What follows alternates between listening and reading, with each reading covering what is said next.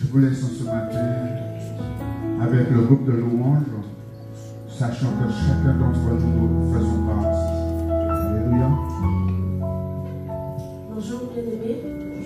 Bonjour à tous ceux qui sont sur Zoom ce matin. Nous sommes à la bonne place. Amen. Est-ce que vous vous rappelez quand est-ce que le Seigneur vous a touché? Qui est-ce que c'est un lundi? Un mardi? Un mercredi? Un jeudi? Un vendredi? Un samedi? Un dimanche? Alléluia. On va savoir qui joue théier. Mais mon salut fait bon Dieu. Il touche moi. Amen. Après, le Seigneur nous a donné un vêtement blanc. Et malheureusement, ce vêtement, quelquefois, il y a des taches. Mais nous avons la possibilité de nous humilier devant Dieu. Amen. Il n'est pas encore revenu, nous ne sommes pas encore partis. Nous avons la possibilité de revenir devant notre Dieu. Amen. Ce matin, laisse-toi emporter. Ce matin, loue ton Dieu. Pas pour ce qu'il fait, mais pour ce qu'il est. Amen. Je vous demande de vous mettre debout si vous le pouvez. Et ensemble, nous allons louer et adorer notre Dieu. Amen.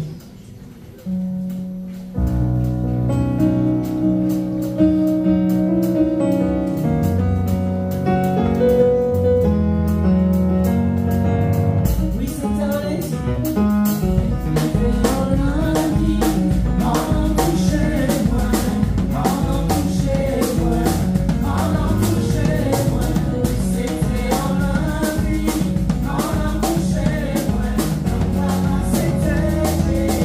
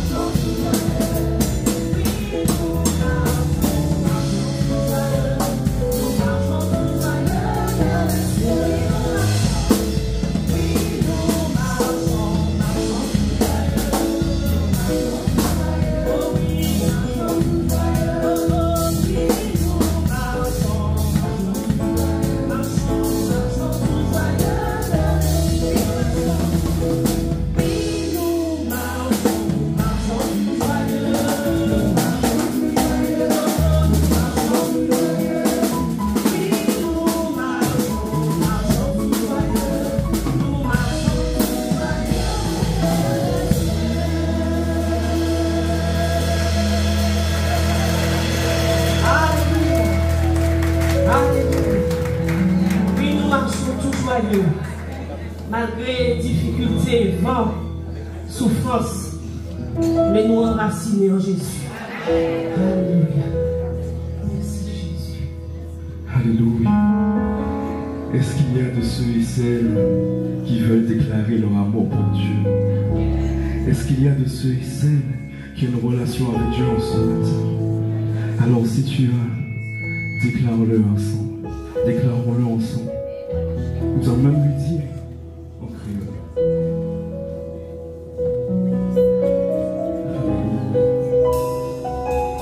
Seigneur, c'est avec toi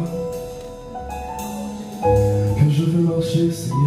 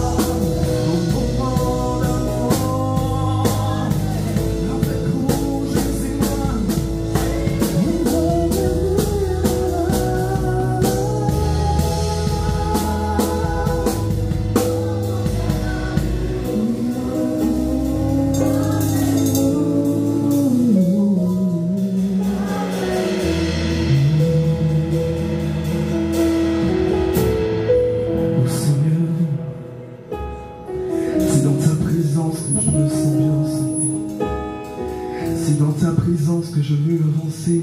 Non pas sans toi, Seigneur, mais avec toi, Seigneur. Alléluia. Oh Seigneur, touche mon cœur, Père éternel, Seigneur. Touche mon être entier, Père éternel, Seigneur. Je veux développer une relation avec toi, une intimité avec toi, une intimité avec toi, une intimité avec toi, une intimité avec vous.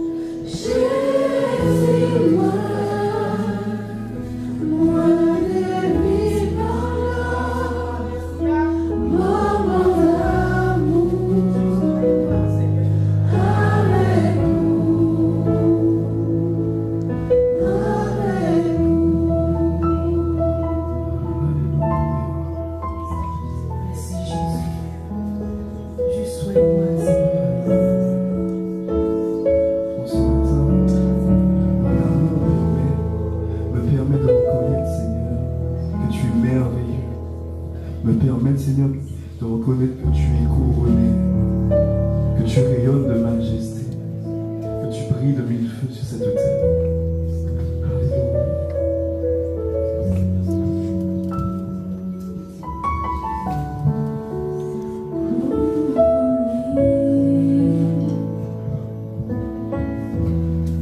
Crie au nom de majesté.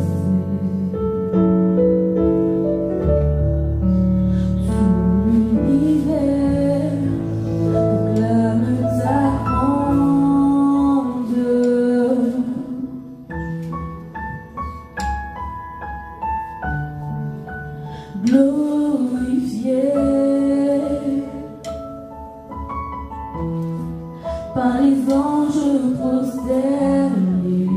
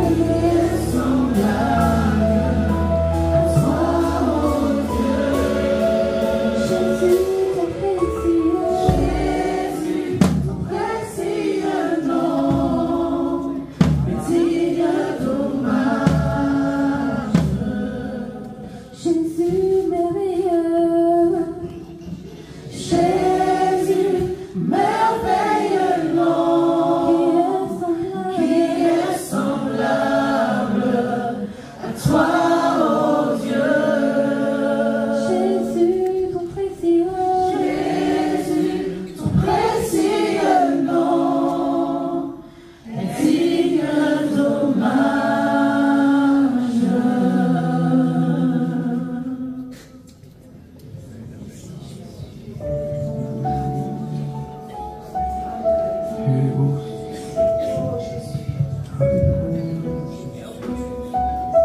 Père, bénis ton peuple.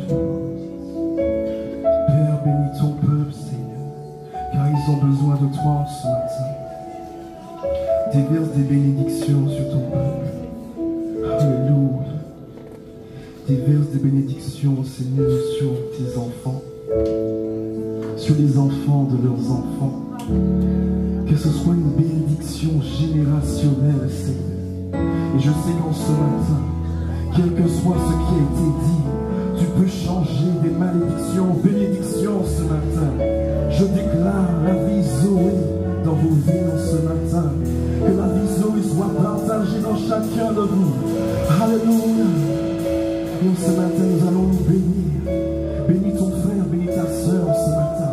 Déclare des bénédictions, déclare des grâces sur sa vie. Alléluia.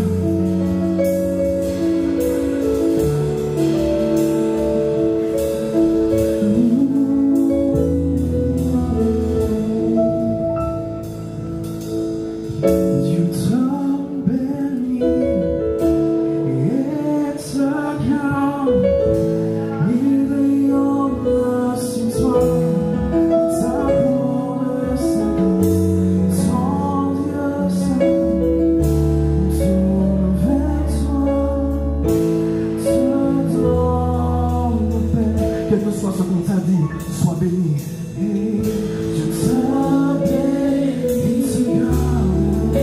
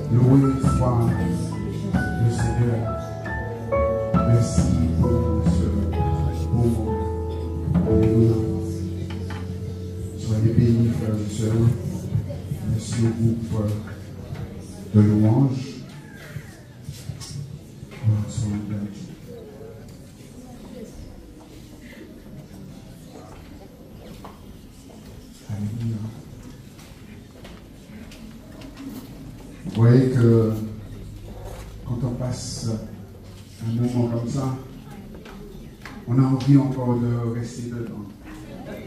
Et vous savez, c'est ce que le Seigneur nous appelle. Rechercher continuellement sa présence. Alléluia. Dieu est content quand son peuple le loue et l'adore. Nous allons entendre la parole de Dieu portée par le pasteur Hugo Corin.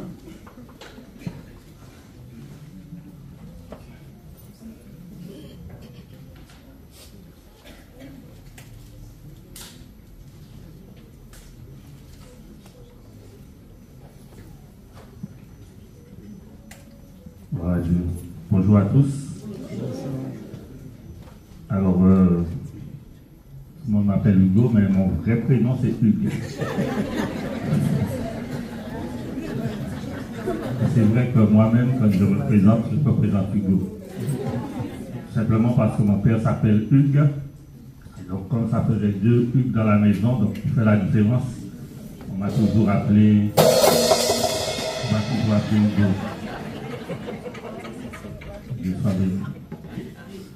Nous allons pouvoir partager, bien aimé, la bonne parole du Seigneur. Et nous allons prendre ce texte dans le livre de Job, chapitre 36. Et nous lirons du verset 5 jusqu'au verset 15. C'est un texte que nous avons déjà eu l'occasion de toucher. Job, chapitre 36, verset 5 jusqu'au verset 15. Il nous a dit: Dieu est puissant, mais il ne rejette personne. Il est puissant par la force de son intelligence. Il ne laisse pas vivre le méchant et il fait droit aux malheureux. Jusqu'au verset 15. Il ne détourne pas les yeux de dessus les justes, il les place sur le trône avec les rois. Il les y fait asseoir pour toujours afin qu'ils soient élevés. Viennent-ils à tomber dans les chaînes? Sont-ils pris dans les liens de l'adversité? Il leur dénonce leurs œuvres, leurs transgressions, leur orgueil. Il les avertit pour leur instruction et les exhorte à se détourner de l'iniquité. Verset 11, il est dit, s'ils écoutent et se soumettent, ils achèvent leur jour dans le bonheur, leur année dans la joie. S'ils n'écoutent pas, ils périssent par le glaive, ils expirent dans leur aveuglement. Il nous dit, les impies se livrent à la colère, ils ne crient pas à Dieu quand il les enchaîne. Ils perdent la vie dans leur jeunesse, ils meurent comme les débauchés. Et au verset 15, il dit, mais Dieu sauve le malheureux dans sa misère, et c'est par la souffrance qu'il l'avertit. Nous avons lu jusqu'au verset 15, mais nous allons particulièrement travailler ce matin sur le verset 5. Il est dit que Dieu est puissant, mais qu'il ne rejette personne. Et ce Dieu puissant, ce Dieu fort, ce Dieu qui a tout pouvoir, ce Dieu, on pourrait dire, qui n'a pas d'égal, eh bien, ce Dieu-là, il n'est pas orgueilleux, il n'est pas arrogant, mais on voit qu'il est rempli d'humilité. Il est capable de se mettre au niveau du plus faible pour pouvoir l'aider, pour pouvoir l'écouter, pour pouvoir l'encourager, pour pouvoir l'accompagner. Et contrairement à nous, à partir du moment où nous avons un petit peu de puissance, à partir du moment où on a un peu de connaissance, à partir du moment où on a fait 2-3 expériences avec Dieu, on se sent supérieur à tout le monde. Et on n'a pas le temps des fois pour ceux qui, d'après nous, n'ont pas notre niveau. Il n'y a qu'à voir des fois, eh bien, on sélectionne, je parle dans l'église, hein, on sélectionne ceux à qui on va dire bonjour. Alors je ne dis pas qu'on aura des affinités avec tout le monde, mais il y a que nous pouvons partager avec tout le monde. Et le Dieu que nous prions, le Dieu que nous chantons, le Dieu que nous servons, il est rempli d'humilité. Et je veux dire qu'il est inconcevable que ces enfants, que nous, ces enfants, nous soyons arrogants et que nous soyons imbus de notre personne. Jésus a fait cette déclaration, il a dit, je suis doux et humble de cœur. Matthieu chapitre 11, verset 29. Et vous savez, il n'y a personne qui soit trop petit pour que Dieu puisse s'occuper d'elle. Et il est dit qu'il est puissant, mais qu'il ne rejette personne. Et je veux parler à quelqu'un ce matin, peut-être que tu as été rejeté par ta famille, par tes parents, je ne sais. Et David disait ceci, le roi David disait, mon père et ma mère peuvent m'abandonner. Mais il dit, même si mes parents m'abandonnent, Dieu va me recueillir. Dieu va m'accueillir. Et il y a que l'homme, mes bien-aimés, peut nous abandonner, mais jamais Dieu ne nous abandonne. L'homme peut nous rejeter, mais jamais Dieu ne nous rejette. Et je veux dire que c'est quelque chose de terrible pour un enfant de s'entendre dire par ses propres parents, tu n'es plus mon fils, tu n'es plus ma fille. Il y a une blessure terrible qui est là. Et souviens-toi de David qui dit ça.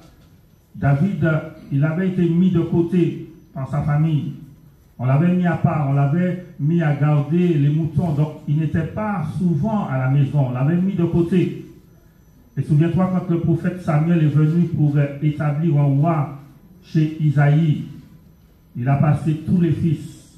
Et il a dit à Isaïe, mais sont cela tous tes fils? Isaïe a dit, mais il y a un petit dernier là. Un petit dernier, mais on va prendre la peine d'inviter, puisque c'est pas mis, c'est qui est roi.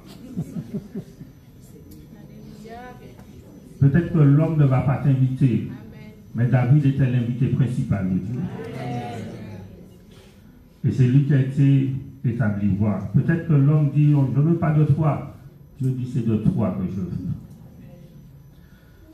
La Bible dit que Dieu est puissant, il ne rejette personne, et nous allons travailler sur la deuxième partie de ce verset ce matin. Il dit, il est puissant par la force de son intelligence. Il est puissant par la force de son intelligence. Et la force de Dieu se trouve dans son intelligence.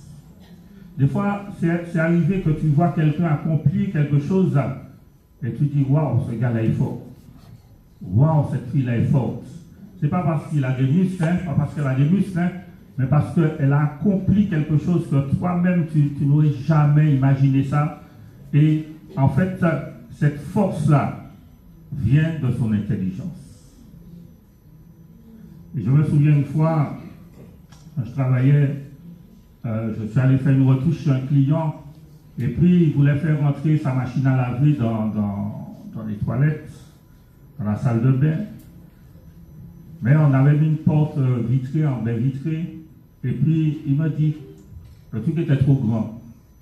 Il a déjà essayé par tous les sens, ça n'entre pas. Et il m'a dit, qu'est-ce que tu peux faire? Alors je regarde, vous savez, à première vue, je dis, mais attends, il n'y a rien à faire. Mais quand même, vous savez, comme dans les dessins animés, tu as une petite ampoule qui vient. Tac. Et puis, je ne sais pas comment, mais Dieu m'a donné une inspiration et je lui ai dit, on fait ça, tape. Le truc est entré, il m'a dit, waouh. Et tu me demandes de refaire ça, je te dis, mais la force de Dieu se trouve dans son intelligence. Et chacun de nous, bien-aimés qui marchons avec Dieu, nous avons l'Esprit de Dieu en nous.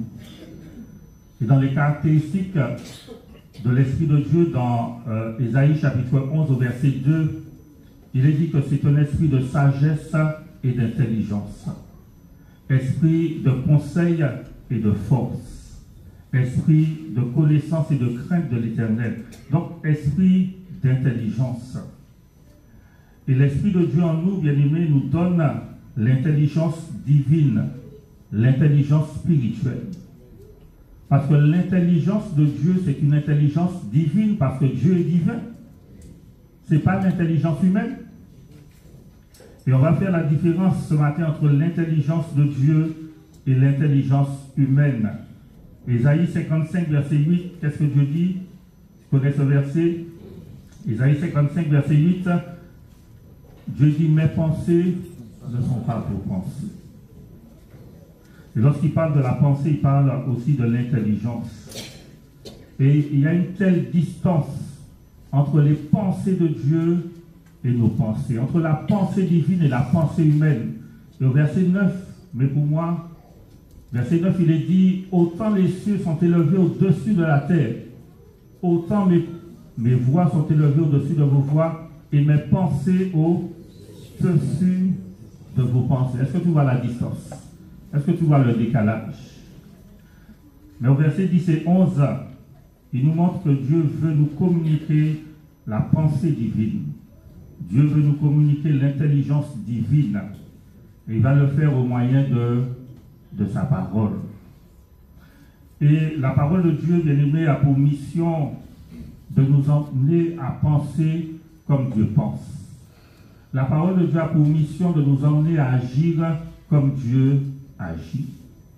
C'est ça la mission de la parole. Comment Dieu va opérer cela? Romains chapitre 12, au verset 2, qu'est-ce qu'il est dit? Il nous dit de ne nous conformer pas au siècle présent. La deuxième partie du verset, il dit, mais soyez transformés par le renouvellement de l'intelligence. Et comment Dieu va nous emmener à penser comme il pense, à agir comme il agit, c'est par le renouvellement de notre intelligence.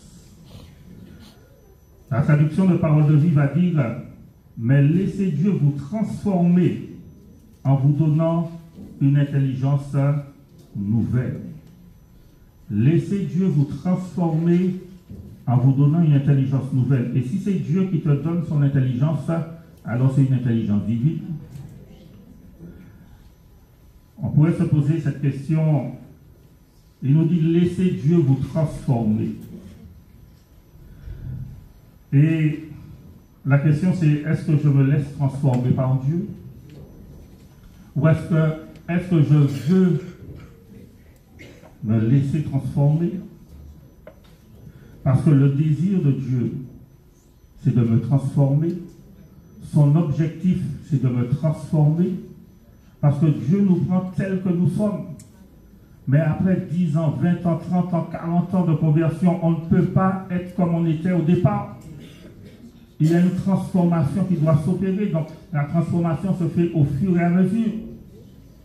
Mais on doit se laisser transformer, parce que le but de Dieu, c'est que nous puissions être à son image. Parler comme il parle, penser comme il pense, agir comme il agit.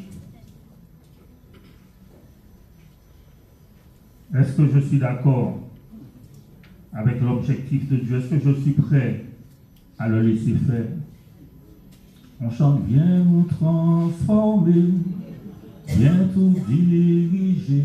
Avec le petit son du piano, la batterie, là, on se laisse transporter. Mais alors qu'on dit à Dieu, viens nous transformer, viens tout diriger, quand il veut le faire, on ne le laisse pas faire.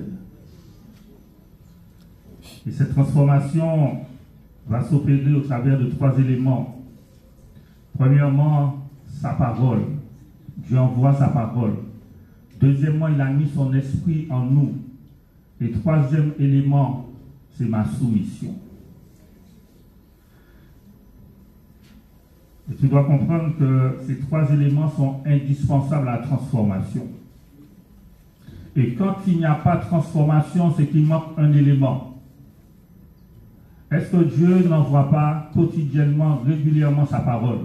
Est-ce que sa parole n'est pas là? Il dit sa parole est près de toi, dans ton cœur, dans ta bouche. On a la parole, on a les enseignements de la parole. Est-ce que l'Esprit de Dieu n'est pas là? L'Esprit de Dieu est là. Alors il semblerait que l'élément qui manque, c'est ma soumission. Dieu envoie sa parole, son esprit va nous convaincre de la véracité de cette parole. Maintenant, je reçois la parole, je vois que c'est la vérité.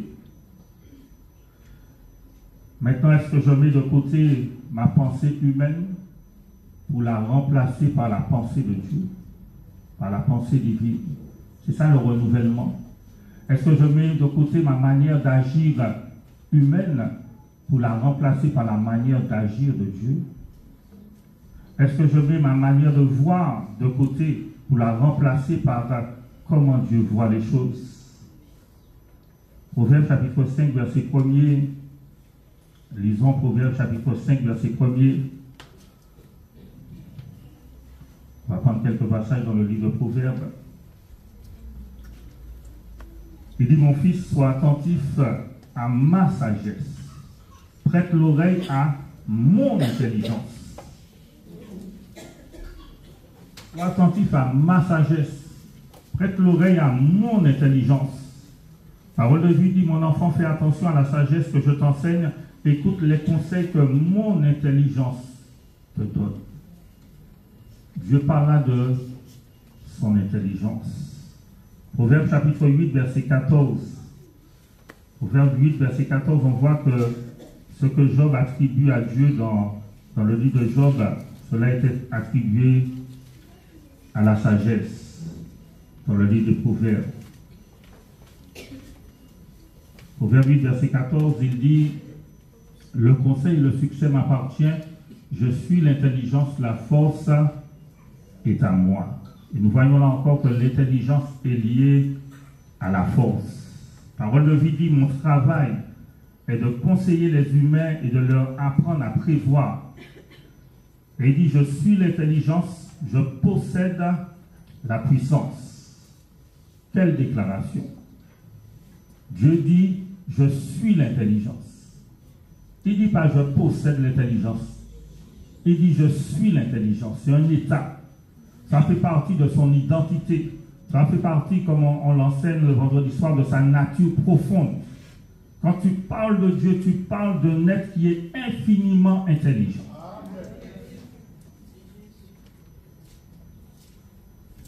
Et des fois, on est là, on dit, pourquoi, Seigneur, pourquoi? Je ne comprends pas. Pourquoi? Je ne comprends pas. Dieu sait ce qu'il fait. Et tu regardes dans le livre de Job, Job était là, pourquoi? quand Dieu a commencé à lui parler, Dieu n'a répondu à aucun de ses pourquoi. Dieu lui a dit, tu poses des questions, tu ne comprends pas, maintenant dis-moi, où est-ce que tu étais quand j'ai créé la terre? Dieu bien-aimé, des fois on pense que Dieu ne sait pas ce qu'il fait. Dieu est infiniment intelligent. Nous, on doit acquérir l'intelligence. Dans le livre de Proverbes, il est dit acquiert l'intelligence, acquiert la sagesse. Mais Dieu, lui, il est l'intelligence. Et l'Église, bien-aimée, c'est l'œuvre de Dieu. Jésus a dit, je bâtirai mon Église, n'est-ce pas vrai?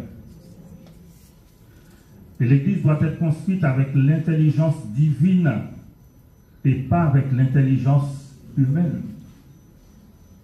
Quand Jésus dit, je bâtirai mon Église, c'est vrai qu'il a confié cela à des hommes, à des êtres humains que nous sommes. Mais on ne peut pas bâtir l'Église, on ne peut pas construire l'Église avec l'intelligence humaine parce que ce n'est pas l'Église d'un homme, c'est l'Église de Dieu. Ce n'est pas l'œuvre d'un homme, c'est l'œuvre de Dieu. Et si aujourd'hui, on va dire, si l'Église n'avance pas, si l'Église ne progresse pas, c'est peut-être parce que l'humain a pris trop de place. Et je dirais que l'heure est venue de laisser la place au divin. Et lorsque je dis cela, je m'engage, parce que tu vas dire, mais c'est toi le pasteur.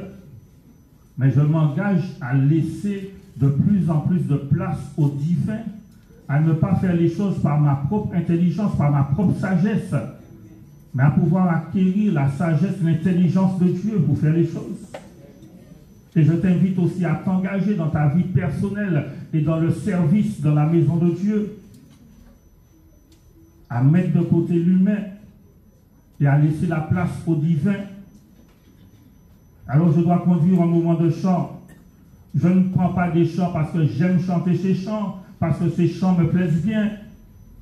Non, mais je me mets devant Dieu, je bénis le Seigneur pour les différents groupes de louanges, parce qu'on sent qu'il y a une consécration, on sent qu'il y a une intimité qui se met devant Dieu. Seigneur, quel chant va fortifier, va encourager les bien-aimés, et quel chant aussi va réjouir ton cœur.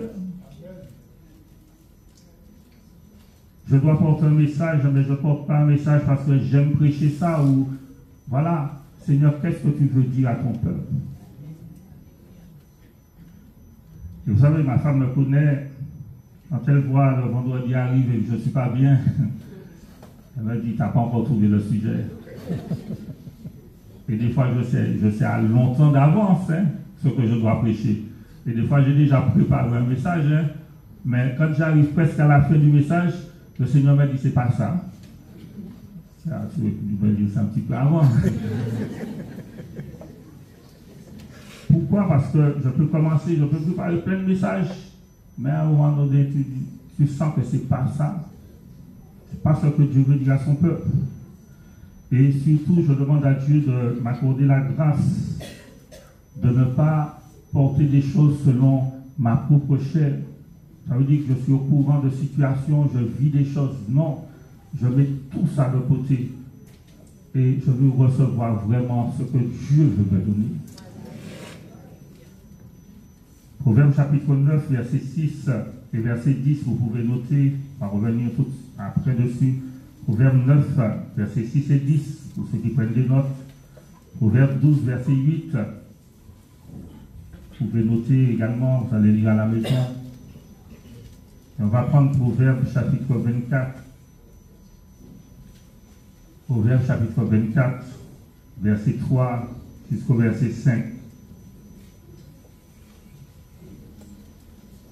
Proverbe chapitre 24, verset 3 à 5. Il dit, c'est par la sagesse qu'une maison s'élève et par l'intelligence qu'elle s'affermit.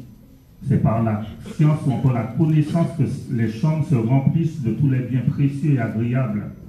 Et il dit au verset 5, un homme sage est plein de force et celui qui a de la connaissance affermit sa vigueur. Et la maison peut nous parler de nous-mêmes puisque nous sommes l'habitation de Dieu en esprit. La maison peut nous parler de notre famille et la maison aussi nous parle de de l'Église. Et au verset 3, il dit que c'est par la sagesse qu'une maison s'élève et par l'intelligence qu'elle s'affermit. Français courant dit, c'est par l'intelligence il faut de l'intelligence pour la rendre habitable. Il faut de l'intelligence pour la rendre habitable. Un lieu où il fait bon vivre. Donc dans ta famille, tu dois, avec l'intelligence de Dieu, rendre ce lieu habitable. Ça veut dire, ça fait bon vivre. Moi, j'ai envie d'entrer chez moi, après une journée de travail. Vous savez qu'il y a des gens, après leur journée de travail, n'ont pas envie d'entrer chez eux, parce qu'il ne fait pas bon vivre. Ce sont les personnes, des fois, que tu vois, qui traînent un peu partout là, avant d'entrer, parce qu'il ne fait pas bon vivre. Mais on doit rendre le lieu habitable. On doit rendre l'église habitable. Ça veut dire que chacun, on a envie de venir. Parce qu'il y a l'intelligence divine qui est là. La parole de vie dit, avec l'intelligence, on la rend solide. On la rend solide. Il nous est dit que c'est par la connaissance que les chambres se remplissent. Et au verset 5, il dit, un homme sage est plein de force. Et celui qui a de la connaissance affermit sa vigueur. On voit là encore que l'intelligence est liée à la force. Français courant dit, la sagesse d'un homme fait sa force. L'expérience augmente son pouvoir. C'était français courant, parole de vie dit, un sage est puissant. S'il est savant, donc s'il a de la connaissance, il est 2 fois plus fort. Et nous avons, bien aimé, besoin de recevoir l'intelligence d'en haut, la sagesse d'en haut, et de pouvoir marcher dans cette intelligence. Dans le chapitre 9, Proverbe 9, verset 6, qu'est-ce qu'il dit? Et pour moi, Proverbe 9, verset 6, il dit, quittez la stupidité, et vous vivrez. Et marcher dans la voie de l'intelligence. Ça veut dire qu'il y a une décision que je dois prendre. Je dois arrêter de faire n'importe quoi. Et je dois entrer dans l'intelligence de Dieu et marcher dans l'intelligence de Dieu.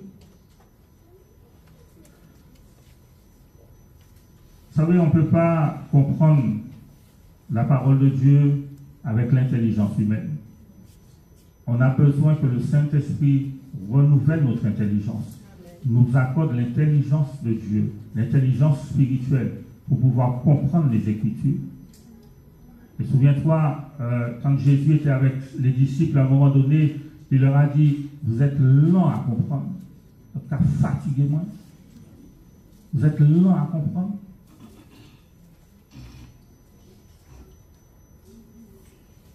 Pourquoi on rencontre de l'opposition au sein de l'Église? Pourquoi au sein de l'Église il y a de la division? Pourquoi au sein de l'Église il y a des conflits? 1 Corinthiens chapitre 2, verset 16 jusqu'au verset 12 jusqu'au verset 16. 1 Corinthiens 2, verset 12 à 16.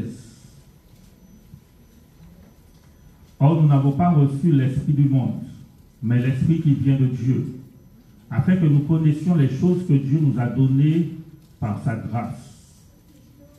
Et nous en parlons non avec des discours qu'enseigne la sagesse humaine, mais avec ceux qu'enseigne l'esprit, employant un langage spirituel pour les choses spirituelles.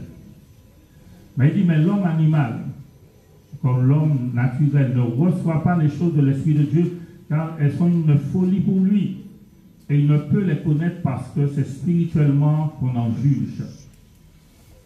L'homme spirituel, au contraire, juge de tout et il n'est jugé par personne. Car qui a connu la pensée du Seigneur pour l'Esprit? Or, nous avons la pensée de Christ. Et pourquoi il y a des conflits dans l'Église? Pourquoi il y a de l'opposition? C'est tout simplement un combat entre l'homme naturel et l'homme spirituel. Tout simplement ça.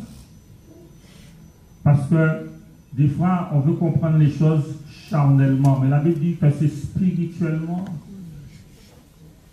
On veut faire les choses avec notre sagesse humaine. Tu sais qu'on peut servir Dieu sans Dieu. Tu peux servir Dieu sans Dieu. Tu sers Dieu, tu fais les choses, mais tu n'as pas de communion, tu n'as pas de relation avec Dieu. Et on fait les choses selon la sagesse humaine, selon la pensée humaine, selon l'intelligence humaine. Alors que l'Esprit de Dieu, bien-aimé, veut nous communiquer la pensée de Dieu, veut nous communiquer l'intelligence de Dieu. On va voir quelques attitudes qui empêchent que notre intelligence spirituelle se développe. Est-ce que tu veux voir ces attitudes-là? 5 attitudes, il y en a plus.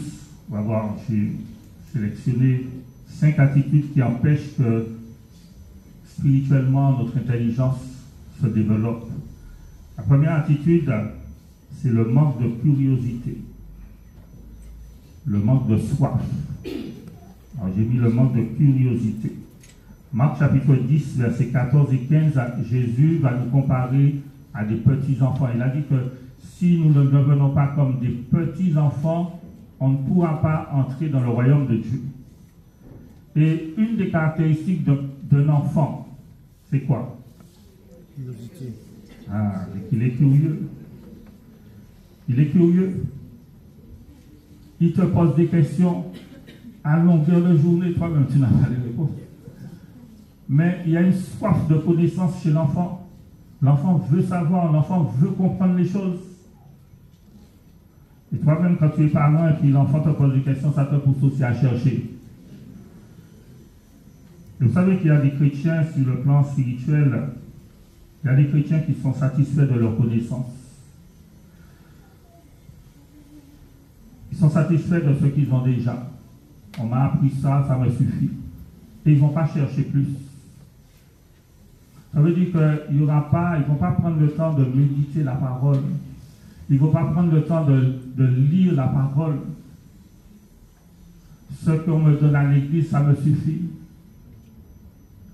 Dans le psaume 119, on voit plusieurs fois, tu vas lire le psaume 119 à la maison, plusieurs fois le psalmiste va dire « Enseigne-moi tes statuts ».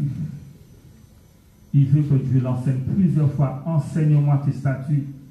Plusieurs fois, il va parler de la méditation. Et on va lire au verset 20, psaume 119, verset 20.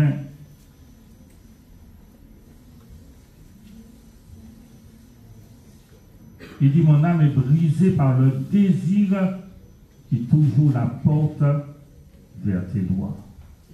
Mon âme est brisée par le désir. Il y a un désir ardent en lui. Il y a quelque chose, il y a une soif. Il veut connaître, il veut comprendre.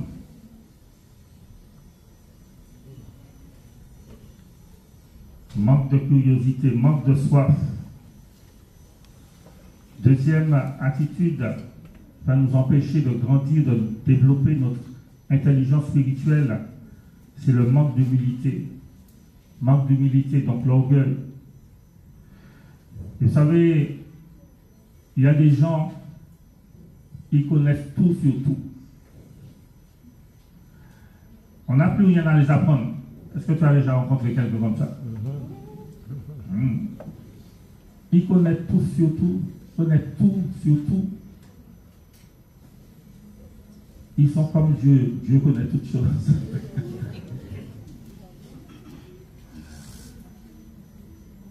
Le psaume 25, verset 9 dit que Dieu enseigne aux humbles sa voie. Dieu enseigne aux hommes sa voie. Et des fois, on pense qu'on connaît déjà tout. On sait déjà tout. Et des fois, celui qui est à côté de toi, celle qui est à côté de toi a des choses à t'apporter. Peut-être en discutant avec la personne qui est à côté de toi, elle va t'enrichir, il va t'enrichir. Mais non, il sait qu'il est mauvais. Mon zèle qui est porté mauvais. Tu vas regarder une personne qui a 1 mois de conversion, va t'apporter une connaissance, va te montrer quelque chose dans la Bible que tu n'avais jamais vu. Mais on est orgueilleux.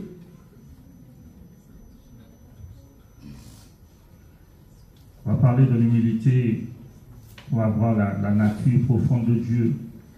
Troisième attitude, le manque d'ouverture d'esprit. Manque d'ouverture d'esprit. Quand on va entendre quelque chose qu'on n'a pas l'habitude d'entendre, qu'est-ce qu'on fait? On se braque tout de suite. On refuse de remettre en question ses croyances. Est-ce que c'est la bonne attitude? Moi, j'entends quelque chose que je n'ai pas l'habitude d'entendre, eh bien, je vais analyser ce que la personne va me dire à la lumière de la parole de Dieu. Et je vais demander au Saint-Esprit de m'éclairer. Et si je réalise que non, c'est pas conforme à la pensée de l'Écriture, je rejette. Mais si je réalise que, mais effectivement, il y a quelque chose à prendre là, donc je vais plus en profondeur. Et vous savez, souvent on pense que c'est nous qui avons la bonne interprétation. C'est nous qui avons la bonne compréhension. Des fois, on n'a pas la bonne interprétation. Des fois, on n'a pas la bonne compréhension. Et le fait d'être fermé, cela va nous empêcher d'évoluer. Il peut arriver que dans le passé, on nous a enseigné des choses, et puis ce n'est pas la bonne interprétation. On nous a dit des choses, ce n'est pas la bonne compréhension.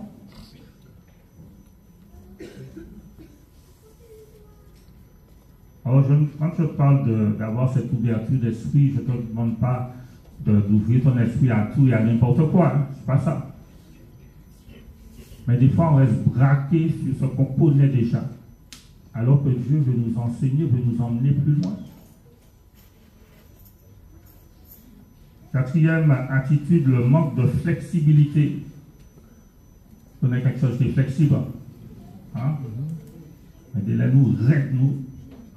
On dit que c'est le vase entre les mains du potier. On dit que c'est vraiment formé. Ça va trouver qu'il y a beaucoup de vases qui sont déformés, qui sont n'importe comment.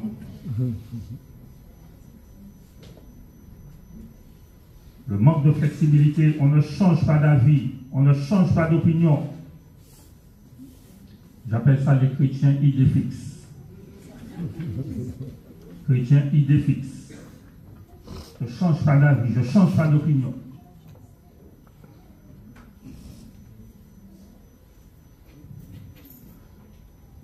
Et vous savez, au début de ma conversion, on m'a enseigné les messages que j'entendais, c'est qu'on n'a pas d'effort à faire.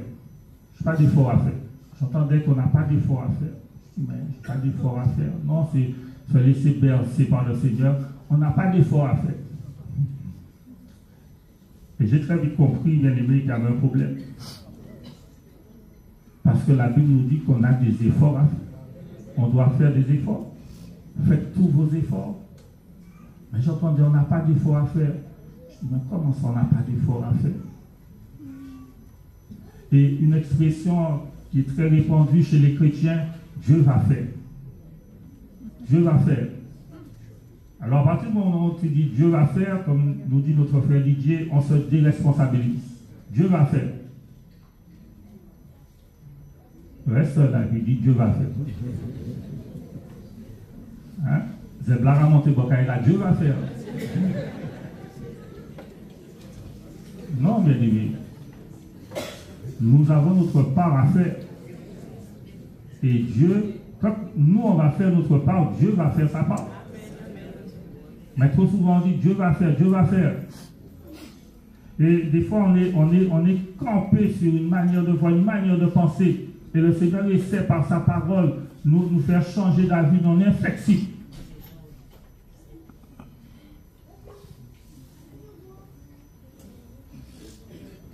Cinquième attitude, on va parler du manque de remise en question. Comme notre frère Joël nous parle souvent de l'introspection. Le manque de remise en question. Est-ce que je m'arrête des fois, vous savez, dans le livre des psaumes, dans certains psaumes, il y a pause. pause. Ça veut dire que tu dois t'arrêter des moments dans ta vie et te remettre en question. Remettre en question ma manière de voir, remettre en question ma conduite, remettre en question mon fonctionnement à la lumière de la parole de Dieu. Ok, j'ai une manière de parler, mais je dois me remettre en question. Est-ce que je parle bien?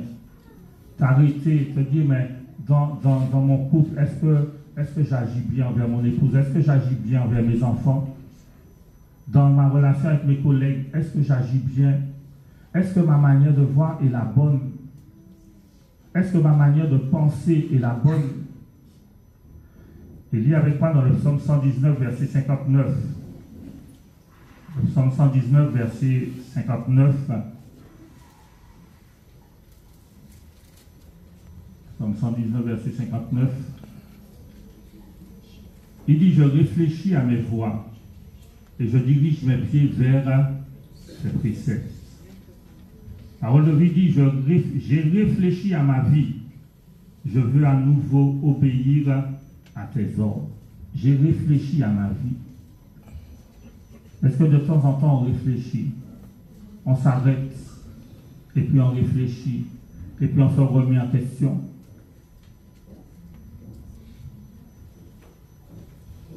Tu as des problèmes avec tout le monde, mais c'est tout le monde qui n'est pas bon.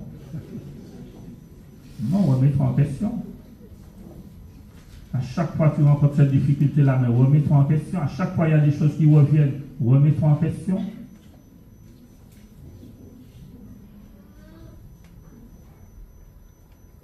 Vous savez, il m'est arrivé bien sûr, de demander à mon épouse, est-ce que ça allait, est-ce que je suis un bon mari? Il m'est arrivé de demander à mes enfants, est-ce que je suis un bon père? Et là, il faut être capable d'encaisser, hein, s'il y a encaissé. Et je leur ai dit, dites-moi la vérité. Et le plus grand m'a dit, ça va, il n'y a rien. Il était sûr. Le deuxième m'a dit, ça va, tu es un bon papa, mais je ne vais pas quand tu me donnes des coups. Mais il faut être capable de se remettre en question. Peut-être que demander à l'autre, le premier vis-à-vis, c'est le conjoint, c'est l'époux, l'épouse. Demander à l'autre, mais voilà, qu'est-ce que tu penses? Comment ça va? Ésaïe, chapitre 1er, versets 2 et 3, on va prendre deux versets, on va terminer. Ésaïe, chapitre 1er, versets 2 et 3. Il dit, cieux, écoutez, terre, prête l'oreille, car l'Éternel parle. Et Dieu dit, j'ai nourri et élevé des enfants, mais ils se sont révoltés contre moi. Le bœuf connaît son possesseur, et l'âne la crèche de son maître. Il dit, Israël ne connaît rien, mon peuple n'a point d'intelligence. Il dit que son peuple s'est révolté, et l'incompréhension peut nous emmener à nous révolter contre Dieu et à être révolté. Mais il dit Israël ne connaît rien et c'est fort. Il dit mon peuple n'a point d'intelligence. Un Dieu qui est infiniment intelligent et il dit mon peuple n'est pas intelligent. Et ce n'est pas normal, bien aimé, que notre Dieu soit intelligent, qui nous ait donné son esprit, qui est un esprit d'intelligence, et que nous agissions, nous faisions n'importe quoi.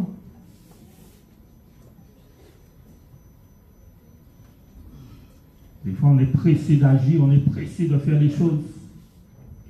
Mais il faut des fois s'arrêter, et dire, Seigneur, mais qu'est-ce que tu penses? Parce que la Bible nous dit, quand il nous parle du renouvellement de notre intelligence, il dit afin de discerner quelle est la volonté de Dieu. Seigneur, quelle est ta volonté? Mais aujourd'hui, bien aimés, affaire volonté de Dieu, c'est aller, mon aller. Non, bien aimé. C'est ça que je te dis, on peut servir Dieu sans Dieu. C'est-à-dire qu'on ne recherche plus sa volonté, on ne recherche plus à recevoir sa pensée. La Bible dit, qui a connu la pensée du Seigneur? On ne va plus à ses pieds pour dire, Seigneur, donne-moi ta pensée.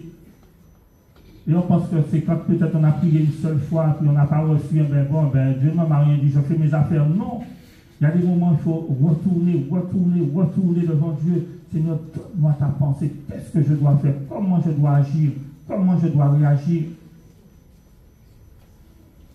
Il y a des moments dans une situation, Dieu va te dire, tais-toi, ne dis rien. Ah, ça veut dire. D'autres moments, il va te dire, maintenant parle. Maintenant ouvre la bouche. J'avais dit à Moïse, dis au peuple de faire silence. Il y a des moments où il faut faire silence, c'est bien.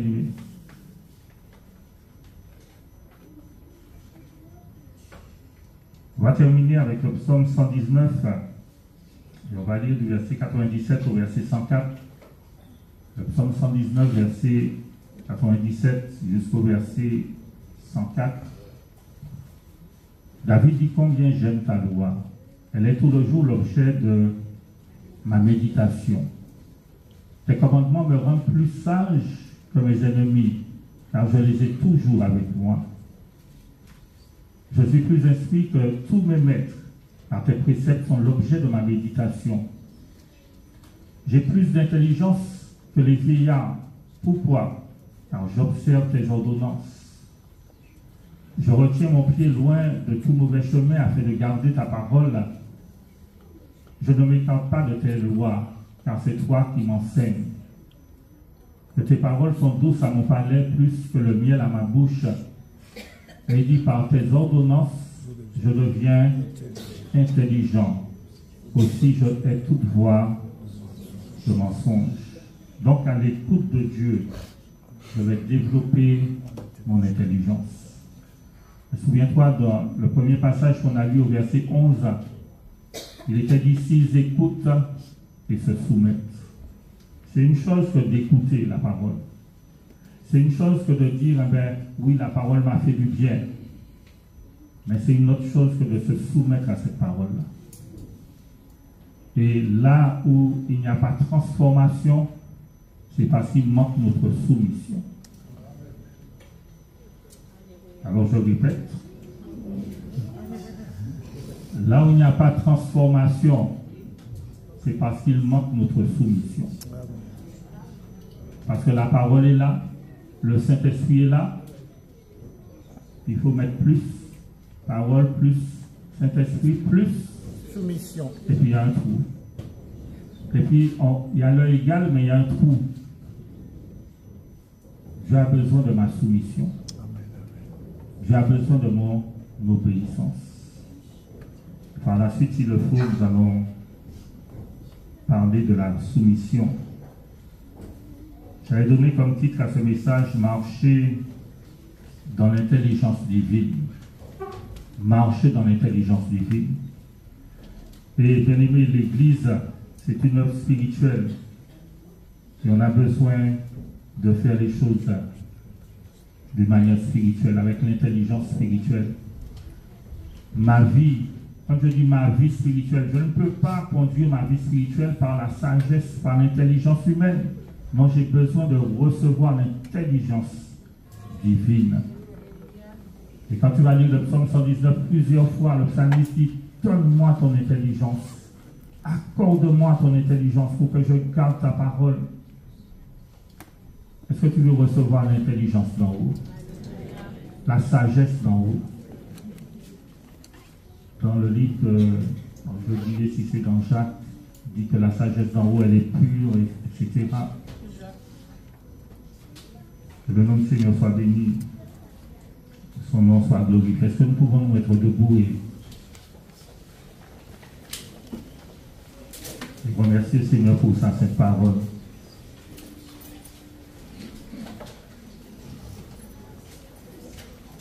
Est-ce qu'aujourd'hui tu veux dire au Seigneur, il manque ma soumission, alors je prends la décision de me soumettre.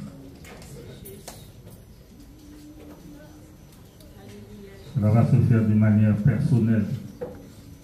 Et vous savez, le frère Joël l'a dit, peut-être d'autres frères, et ce que je ressens véritablement dans mon cœur pour l'année 2024, c'est un temps où l'Église doit se positionner. C'est un temps de décision. Pendant longtemps, on a été négligent, on a été léger. Mais, bien aimé, le Seigneur revient et le temps arrive où il faut qu'on prenne des décisions. Et l'Église, bien aimé, moi le premier, quand je dis l'Église, doit revenir à Dieu. Revenir dans la présence de Dieu. Seigneur, nous bénissons ton nom ce matin et nous te glorifions, Père. Nous te disons merci pour ta sainte parole, ô Dieu. Seigneur, tu as envoyé ta parole encore ce matin dans nos cœurs.